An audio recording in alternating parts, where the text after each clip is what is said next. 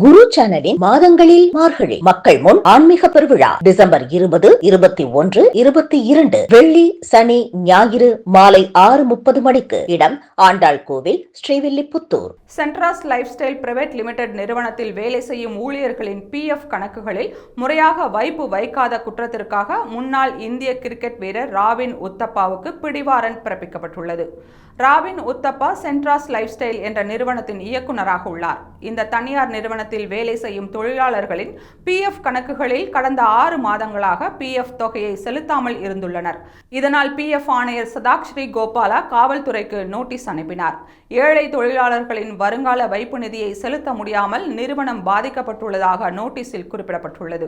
அந்த நோட்டீஸை ஒப்படைக்க காவல்துறை ராபின் உத்தப்பாவின் வீட்டிற்கு சென்றபோது அங்கு அவர் வசிப்பதில்லை என கூறப்பட்டுள்ளது. இதனால் ராபின் உத்தப்பாவுக்கு எதிராக பிடிவாரண்ட் பிறப்பிக்கப்பட்டுள்ளது.